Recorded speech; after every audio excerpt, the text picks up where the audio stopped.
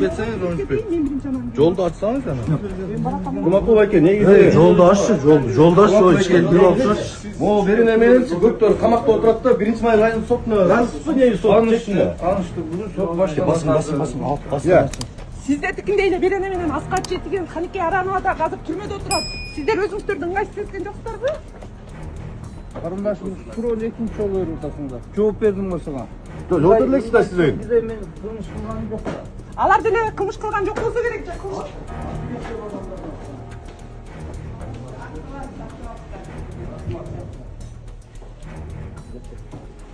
Негизи могу биринчи май райондук соттун чечимине ыраазысызбы? Анткени башка адамдар ушул эле бирине камакта отурушат да негизи.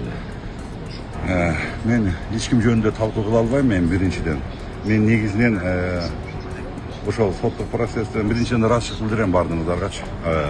Айтканымда өзүм көз карашым туурабы, мен ыраазы эмесмин деди. Сөзсүз түрдө. Потому что биз кайсы беренени, эмне беренени жөнүндө айтасыңар. Мен түшүнгөн жокмун. Мага коюлган Бийликти күч менен басып алуу беренеси.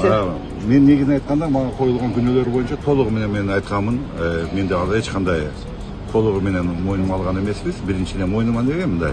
Мен өзүбүздүн каршы пикирибизди билдиргенбиз. Бул боюнча жактоочу менен да мен өзүм соттук процессте дагы айтканмын. Ошондуктан мен ойлойм азыркы соттук терешүүдө да көптөгөн азыр жашыруун өткөнгө байланыштуу мен эчтеке айта албайм.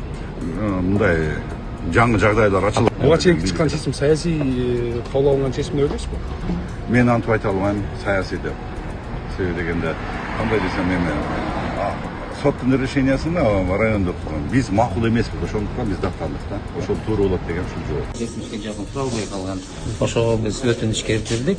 Судья айтты, биринчи сот инстанцияда туралгандар суралбайт.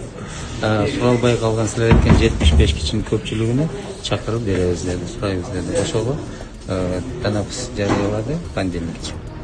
Демек ошондо өтүгөн турбайсыздарбы? Күбөлөрдүн калганын 75 киши кол коюп атат. Суралганын где-то бир 5 часть. Ошол эле суралып калды. Калгандар суралбай калды. Анан анын ичинен 5 кишини жоопко тартып атат, калган 70 киши эмне жоопко тартылбай. Алардын эле кыймыл аракети ошол кол койгон үчүн. Кол койгон үчүн 5 кишини камакка алып тергеп атат. Калган 70 кишинин алардын эле кыймыл аракети сөзү ошондой эле. Эмнеге алар баа берилбеди? Ошону аныкташ үчүн биз өтүнүч келтирдик, судья макул. Так, азыр өзүңүздөр айткандай башкы прокуратура менен улуттук коопсуздук мамлекеттик комитетинин жетекчилеринин арасында ар түрдүү келишпестиктер болуп атат. Анан ошолор боюнча бир аз түшүндүрмө бере кетейин. Биз Курманбек Токторович менен менин ортомдо эч кандай келишпестиктер жок. Биз мыйзам чегинде ар бир өзүбүздүн милдеттерибиздин негизинде иш алып барып жатабыз. Ал эми адамдардын кармалышы боюнча да туура мына 2 күндөн бери биз өтө бир чоң таможняда коррупциялык схеманы кармап алып чыктык. Ошонун негизинде мына кече түнү менен иштеп 8 адамды кармадык.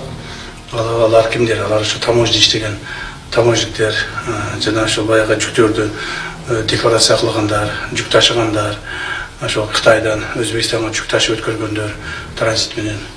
Негизинен бул жерде чоң суммадагы коррупциялык схема иштеп турган.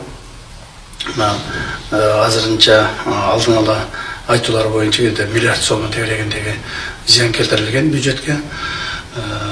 Ошолордун арасында туура Курманбек Токторовичтин бир тууган кайниси бар экендиги бул чындык. Жана ал дагы азыркы күндө сурак берип жатат.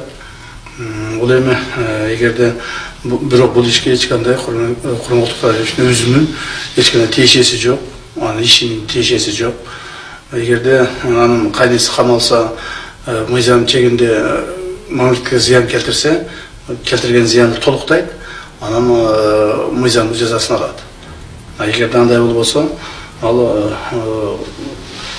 жазалуудан бошотулат. Аны менен бирге дагы бир жолу кайталап айтайын, 8 адам кармалды. Бүгүнкү күндө мындай нерселер көп эле убакта болуп жүрөт. Биз бирок муну ачык чыгарып айтпайбыз да. Мына ачык айтып коеюн, ушундай эле маселе көптөгөн чоң кызматтагы иштеген адамдардын жакындары мыйзам бузуп кармалып калат. Мыйзам чегинде жооп берип атышат. Ошол эле мына президентибиз Садыр Нуркожоевичтин бир тууган кудасы дагы кармалды. Аны дагы отуруп чыкты. Садыр Нуркожоевичтин бир тууган агасынын бир тууган бажасы погранслужбада ошо постто начальник болуп турат эле, ошо достукта. Ал да кармалды. Азыр мына мыйзам чегинде өзүнүн жазасын алып, срогун алды. Мына менин деле жакындарым анча баягы өкүл балам кармалып атат, жана башкалар кармалып атат. То есть мамлекеттик чоң кызматта иштеген адамдардын жакындары мыйзам бузган болсо, аларга эч кандай аябы болбойт. Башкаларда эле, башкалар жөнөкөй адамдарда эле болуп, алар дагы жазага тартылат. Жана муну биз ушул боюнча урматтуу президентибиздин бизге койгон тапшырмасы бар. Ошо тапшырмасынын негизинде биз эч кимди аябайбыз. Эгер мыйзамды буздуңбу, мыйзам чегинде жооп бересиң. Ошондуктан азыркы мына бүгүнкү күндө ошо ген прокурордун, башкы прокурордун кайнысынын кармалганын эч кандай трагедия деп карабаш керек. Же муну бир кайсыл бир деңгээлде бир төөшүү деп кабыл албаш керек. Бул адаттагыдай эле ошол көрүнүш жана мындан ары да ушундай болот. Кайсы бир мамлекеттик чоң кызмат иштеген адамдардын жакындары мыйзам бузса, жоопко тартылат. Бул биздин ушул боюнча негизги президенттин койгон тапшырмасы ушунда.